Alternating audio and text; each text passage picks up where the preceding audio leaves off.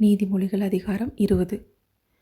திராட்சரசம் பரியாசம் செய்யும், மதுபானம் அமளி பண்ணும், அதனால் மயங்குகிற ஒருவனும் ஞானவான் அல்ல. ராஜாவின் உருக்குதல் சிங்கத்தின் கெர்ச்சிப்புக்கு சமானம். அவனை கோபப்படுத்துகிறவன் தன் பிராணனுக்கே துரோகம் செய்கிறான். வழக்குக்கு விலகுவது மனுஷனுக்கு மேன்மை. மூடனானவன் எவனும் அதிலே தலையிட்டுக் கொள்வான். சோம்பேறி குளிர்கிறதென்று உளமாட்டான். அறுப்பிலே பிச்சை கேட்டாலும் அவனுக்கு ஒன்றும் கிடையாது. மனுஷனுடைய இருதயத்திலுள்ள யோசனை ஆழமான தண்ணீர் போல் இருக்கிறது. புத்திமானோ அதை மொண்டெடுப்பான்.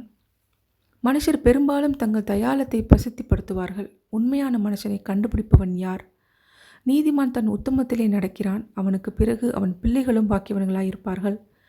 நியாயாசனத்தில் வீற்றிருக்கும் ராஜா தன் கண்களினால் சகல பொல்லாப்பையும் சிதற பண்ணுகிறான். என் இருதயத்தை சுத்தமாக்கினேன், என் பாவமர துப்புரவானேன் என்று சொல்லத்தக்கவன் யார்? வெவ்வேறான நிறைக்கல்லும் வெவ்வேறான மரக்காலும் ஆகிய இவ்விரண்டும் கர்த்தருக்கு அருவருப்பானவைகள். பிள்ளையானாலும் அதன் செய்கை சுத்தமோ செம்மையோ என்பது அதன் நடக்கையினால் விளங்கும். கேட்கிற காதும் காண்கிற கண்ணும் ஆகிய இவ்விரண்டையும் கர்த்தர் உண்டாக்கினார். தூக்கத்தை விரும்பாதே, விரும்பினால் தரித்திரனாவாய். கண் விழித்திரு, அப்பொழுது ஆகாரத்தினால் திருப்தியாவாய். கொள்ளுகிறவன் நல்லதல்ல நல்லதல்ல என்பான், போய்விட்ட பின்போ மெச்சிக்கொள்வான்.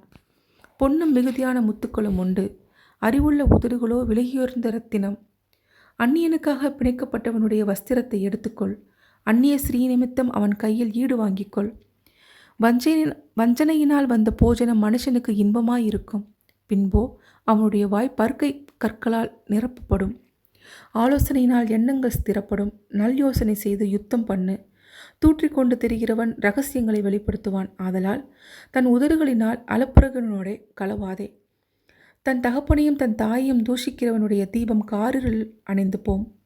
ஆரம்பத்திலே துரிதமாக கிடைத்த சுதந்திரம் முடிவிலே ஆசீர்வாதம் பெறாது. தீமைக்கு சரி கட்டுவேன் என்று சொல்லாதே, கர்த்தருக்கு காத்திரு, அவர் உன்னை ரட்சிப்பார். வெவ்வேறான நிறைக்கற்கள் கர்த்தருக்கு அருவருப்பானவைகள், கள்ளத்தராசு நல்லதல்ல. கர்த்தராலே மனுஷருடைய நடைகள் வாய்க்கும். ஆகையால் மனுஷன் தன் வழியை அறிந்து கொள்வது எப்படி? பரிசுத்தமானதை விழுங்குகிறதும் பொருத்தனை செய்த பின்பு யோசிக்கிறதும் மனுஷனுக்கு கண்ணியாயிருக்கும்.